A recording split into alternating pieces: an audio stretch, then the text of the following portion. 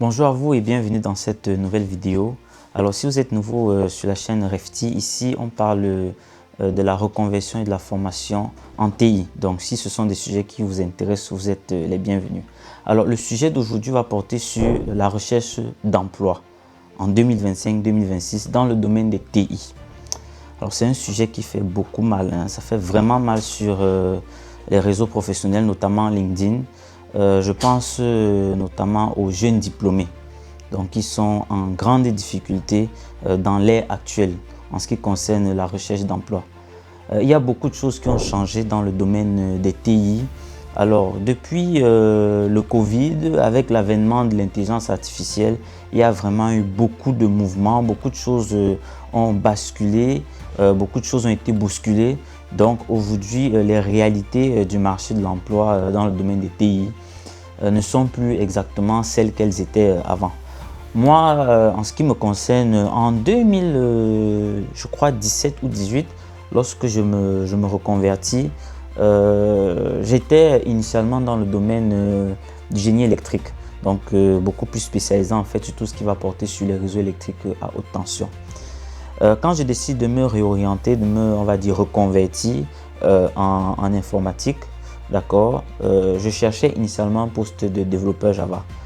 Alors n'ayant pas du tout d'expérience, ce qui m'avait beaucoup plus marqué, c'est le fait que dès lors que j'avais mis mon profil LinkedIn à jour ou mon CV à jour, là je parle de 2017-2018, tout de suite, il y a comme une vague de recruteurs en fait qui me contactent, donc des chasseurs de tête qui vous contactent sur LinkedIn pour savoir en fait si vous êtes intéressé par de potentielles offres d'emploi pour des juniors en développement logiciel.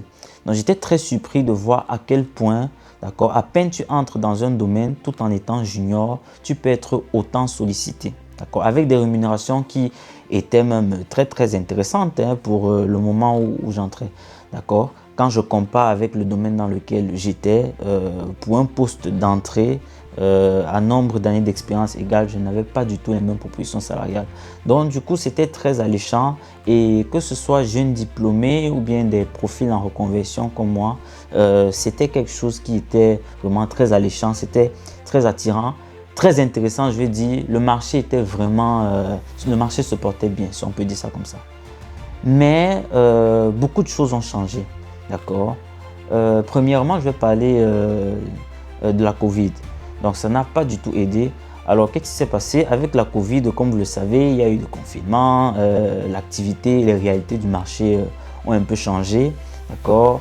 En étant en télétravail, donc c'est avec la Covid vraiment que le télétravail s'est démocratisé. Donc beaucoup de personnes en fait étaient amenées à travailler depuis la maison. Du coup, il y a eu des changements au niveau de certaines activités professionnelles. Donc, ce qui fait que pour soutenir, d'accord, ce nouveau mode de fonctionnement en télétravail, il y a eu des recrutements massifs, d'accord. Donc, il y a des nouvelles compagnies qui sont nées, il y a eu des compagnies qui ont eu besoin de recruter massivement des candidats pour pouvoir développer des applications, pour permettre justement, on va dire, le travail à distance. Donc, en gros, si vous voulez, le télétravail en fait et puis la Covid ont un peu comme bousculé les traditions de l'économie. Donc maintenant, quand la Covid s'est terminée, tout de suite progressivement en fait, on est entré avec, il y a eu l'avènement de l'intelligence artificielle. Donc ça, ce sont des changements qui ont eu lieu et qui ont vraiment entraîné beaucoup de bouleversements dans l'économie.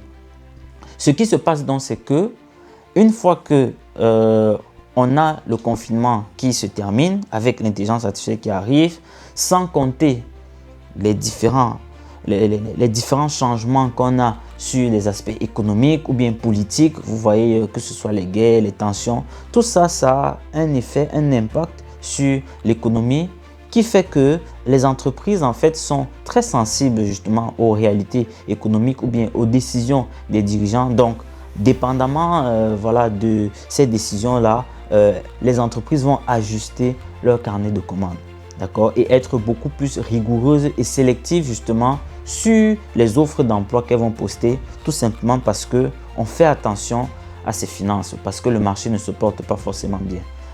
L'intelligence artificielle qui arrive et qui continue de monter en puissance n'est pas en train d'aider les choses. Les jeunes diplômés sont justement ceux qui sont les plus touchés parce que, étant jeunes diplômés, ils ont vraiment besoin d'une première expérience pour véritablement monter en compétence. Le stage ne suffit plus. Déjà même que décrocher le stage en lui-même, c'est devenu un vrai parcours du combattant. Donc, ce qui fait que les jeunes diplômés sont vraiment mis en difficulté. Et attention, même ceux qui sont en parcours de reconversion et même ceux qui sont en activité, d'accord, et qui ont un certain nombre d'années d'expérience, constatent également les difficultés du marché de l'emploi. Donc, ce qui fait qu'on se retrouve dans un marché où la concurrence est forte et où il faut absolument être de plus en plus compétent pour pouvoir se distinguer sur le marché. Donc, ce qui fait que actuellement, ce que moi je peux recommander ou bien ce que je peux donner comme conseil en fait, d'accord, surtout aux jeunes diplômés, d'accord, c'est vraiment déjà dans votre parcours académique, lorsque vous sélectionnez un programme d'études, soyez vraiment très attentif à comment le monde bouge, à comment les choses évoluent.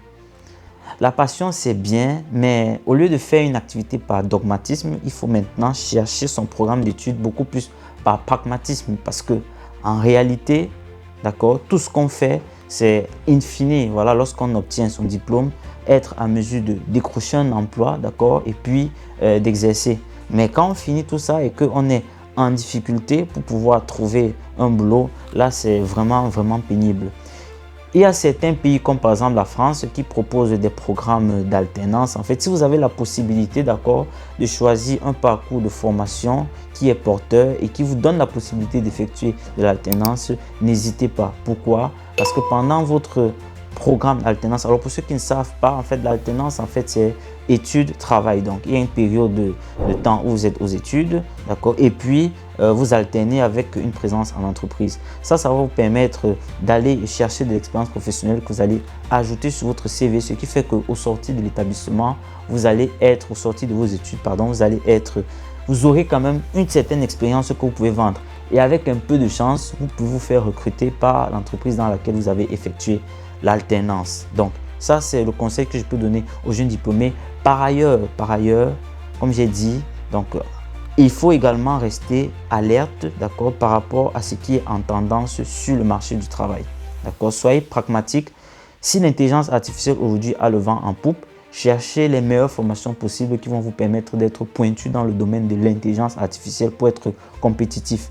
Aujourd'hui, on parle beaucoup plus de cybersécurité, de data, de l'intelligence artificielle. Donc, cherchez des parcours de formation, d'accord, qui vont vous permettre d'aller attraper ces compétences-là. Et attention, essayez au maximum de trouver des expériences professionnelles, même pendant votre parcours académique, que ce soit des stages. Des fois, je vais même aller loin. Si vous avez la possibilité, dépendamment de vos opportunités, de trouver même des stages qui ne sont pas rémunérés, si c'est possible, saisissez les opportunités. Parce qu'au final, tout ce que vous aurez à vendre, c'est votre expérience professionnelle. Et encore, j'ai même envie de vous dire, aujourd'hui, elle n'est même plus forcément suffisante. D'accord? Numéro 2, donc en dehors du fait de choisir les bons parcours et puis d'être éveillé par rapport à ce qui se passe sur le marché, il va falloir également que vous soyez en formation continue. Qu'est-ce que ça veut dire? Une fois que vous avez terminé vos études, là, ça ne s'adresse pas seulement aux jeunes diplômés. Là, ça s'adresse également à ceux qui sont en activité, d'accord, et à ceux qui sont en reconversion. Une fois que vous avez terminé vos études, là je parle des jeunes diplômés par exemple, et que vous avez par exemple eu la chance de trouver un emploi ou alors vous êtes en recherche d'emploi, demeurez en formation continue. Pourquoi? Parce que ça vous permet d'aller prendre des compétences qui sont à jour. Le monde va tellement vite que lorsque vous terminez vos études, quand vous mettez 3 mois, 4 mois, 6 mois, 7 mois, je comprends bien, ça ne dépend pas de vous, le marché il est cruel. Mais quand vous mettez autant de temps, d'accord, avant de trouver un emploi et que pendant ce temps-là, vous ne développez aucune compétence, vous devenez de plus en plus, on va dire, inintéressant, donc de moins en moins intéressant en fait pour le marché de l'emploi. Et je vais vous dire, le marché de l'emploi, il est froid. Tu m'intéresses, je te prends, tu ne m'intéresses pas, ben, je ne te regarde même pas. Donc, et il n'y a pas d'émotion là-dedans, c'est aussi simple que ça. Donc, pour rester toujours compétitif, essayez constamment en fait de vous former. D'accord? Si je suis sorti d'établissement, il faut que j'aille chercher des compétences qui vont être professionnalisantes. Donc, dans les écoles, malheureusement, en fait, il y a beaucoup trop de théorie et les programmes académiques ne vont pas souvent mettre l'accent sur ce qui est pratique et sur ce qui se fait sur le terrain, malheureusement. Donc, à ce niveau-là aussi, comme j'ai dit, faites attention aux programmes de formation que vous choisissez. D'accord? Allez chercher des programmes qui vont vous permettre vraiment d'avoir le maximum d'outils en fait pour être compétent sur le marché. Et une fois que c'est fait, soyez en formation continue. Par exemple, chez Refty, justement, on propose des programmes en fait de formation, d'accord, que ce soit pour les jeunes diplômés, que ce soit pour ceux qui sont en activité, qui veulent switcher, qui veulent basculer en fait vers d'autres secteurs d'activité dans le domaine des TI. Donc, il y a des secteurs de formation, du moins des programmes de formation que nous proposons pour, on va dire, maintenir ou bien accroître ses compétences et pour rester compétitif. Ok? Donc ça, c'est un conseil que je peux donner. Donc c'est valable aussi bien pour les jeunes diplômés que pour les personnes qui sont en reconversion, que pour les personnes qui sont déjà en activité professionnelle. Parce que pendant que vous êtes assis à votre poste, sachez que les choses continuent de bouger à l'extérieur et vous devez être constamment en éveil pour voir qu'est-ce qui se passe, qu'est-ce que je dois rajouter comme compétence pour continuer à être compétitif. Parce que si vous ne le faites pas, vous allez juste être dépassé. Donc, ça va vraiment, mais vraiment très vite. D'accord? Mais, comme j'ai dit, faites-vous accompagner, rapprochez-vous des personnes qui sont dans le domaine des TI. Alors, moi, je parle ici que du domaine des TI. Rapprochez-vous des personnes qui sont dans le domaine des TI. Rapprochez-vous de moi, par exemple. On peut discuter ensemble sur, on va dire, les opportunités, d'accord, qui peuvent être propices par rapport à votre profil, d'accord, où est-ce que vous pouvez vous insérer avec le moins de difficultés possible, d'accord, par rapport à ce qui se fait sur le marché du travail. Donc, n'hésitez pas à vous ouvrir, ok. Autre point, lorsque vous rédigez par exemple votre CV, par rapport au poste que vous ciblez, vous devez avoir suffisamment de maturité pour, on va dire, détecter quels sont les mots-clés qui sont attendus par les recruteurs. Aujourd'hui, avec l'intelligence artificielle et les technologies qui évoluent beaucoup plus rapidement, sachez que lorsque les CV en fait arrivent dans un système, il y a certains mots-clés qui sont attendus. De telle sorte qu'avant que le recruteur même ne tombe sur votre CV, si déjà dans votre CV, il n'y a pas ces mots-clés-là, ben, votre CV ne va jamais arriver dans les mains d'un recruteur. Donc ça, c'est déjà un filtre qui est très cruel, mais justement, vous pouvez souvent vous retrouver en dépression de vous dire « j'ai envoyé 100 CV, 150, 200 CV, mais je n'ai eu aucun retour ». Justement, est-ce que vous vous faites accompagner, d'accord, dans l'élaboration de votre CV? Comment vous faites votre CV?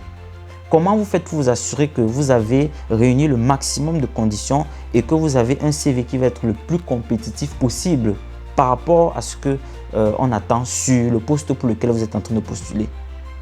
Ça là, ce n'est pas quelque chose qu'on apprend forcément à l'école, d'accord? C'est vraiment la maturité professionnelle, la compréhension de ce qui se passe dans le marché du travail. C'est ce flair là en fait qui vous permet à chaque fois de vous positionner efficacement sur chaque offre d'emploi. Donc, si c'est quelque chose que vous n'avez pas, faites-vous accompagner. Ce n'est pas une honte de demander de l'aide. Ce n'est pas un problème d'être en difficulté. C'est normal d'être en difficulté, surtout avec le marché actuel. Moi-même qui vous parle, moi je vous le dis, ce n'est pas de toute évidence que si moi je suis en recherche d'emploi, que je vais forcément trouver un emploi. Parce que les offres ne sont pas forcément très vulgaires et même celles qui sont là, il faut vraiment mettre le paquet pour être sûr qu'on a réuni le maximum de conditions pour être parmi les candidats qui vont être sélectionnés avant même que le processus d'entretien ne commence. D'accord? Et puis, une fois que votre CV est retenu et que vous êtes convoqué en entretien, comment vous vous vendez?